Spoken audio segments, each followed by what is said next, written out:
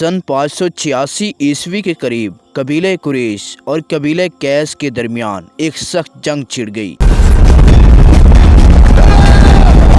ये जंग 4 साल तक जारी रही और बेशुमार जानी और माली नुकसान का बायस बनी। इस जंग को हर्बुल फुज्जार कहा जाता है और अंग्रेजी में इसे द सैक्रिलिजियस वार यानी मुकद्दस महीनों की जंग कहा जाता है।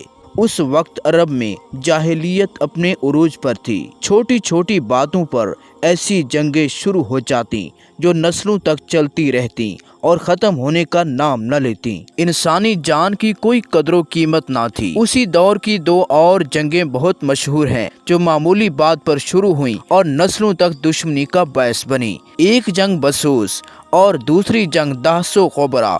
लेकिन हर्बुल फुज्जार इसलिए ज़्यादा अहम है कि सरवर कायनात हज़रत मोहम्मद मुस्तफ़ा सल्लल्लाहु अलैहि वसल्लम ने भी इस जंग में शिरकत फरमाई थी। उस वक्त आपकी उम्र मुबारक तकरीबन 15 या 16 साल थी, जबकि एक रिवायात के मुताबिक आपकी उम्र मुबारक 20 साल थी। ये आप सल्लल्लाहु अलैहि वसल्लम की पहली जंग थी जिसमें आप शरीक हुए। उससे पहले सिर्फ 12 साल की उम्र में आप अपने चचा अबू तालिब के साथ तिजारत की गर्ज से शाम का सफ़र कर चुके थे। हर्बुल फुज्जार की जंग मक्का और ताइफ समेत 2 बड़े इत्तेहादी गिरोह के दरमियान हुई। एक तरफ कबीला कैस और कबीला हवाज़िन थे, जबकि दूसरी तरफ कुरैश और कबीला कनाना थे। उस जंग में कई कबाइल शरीक हुए, जिनमें हवाज़िन, बनु सकीफ, बनु आमिर और बनु सलीम शामिल थे। उस वक्त अरब की 2 बड़ी रियासतें थीं, गस्सानी हुकूमत और लख्मी हुकूमत। लख्मी हुकूमत के बादशाह नुमान सालस ने कबीला बनु आमिर के शख्स उर्वा अर-रिहाल को अपने तिजारती काफिले का सरबराह मुकर्रर किया। उर्वा को ये काफिला हिजाज के मशहूर बाजार अक्कास ले जाना था। अक्कास नखला और ताइफ के दरमियान एक मशहूर बाजार था, जहां ताजर अपने सामान की कीमत खुद तय करते थे। ये एक मेले की तरह होता जो हर साल ज़िकात के महीने में 2 हफ्ते जारी रहता। इस मेले में औरतें बरहन्ना रक्स करती, लोग शराब पीते और हर किस्म के बुरे काम होते। कबीला कनाना की एक शख्स अल-बराज बिन कैस को इसके कबीले ने जला वतन किया हुआ था। उसने बादशाह से काफिले की सरबराही मांगी, लेकिन उर्वा जो अक्सर बादशाह के दरबार में आता जाता था उसका मजाक उड़ाने लगा और उसे जला वतन कहकर ठुकरा दिया। आखिरकार बादशाह नुमान ने उर्वा को ही काफिले का सरबराह मुकर्रर कर दिया। जब उर्वा काफिला लेकर अल-हीरा लख्मी हुकूमत का दारुल हुकूमत से अक्कास की तरफ ले जा रहा था तो रास्ते में अल-बराज बिन कैस ने उस पर हमला करके उसे कत्ल कर दिया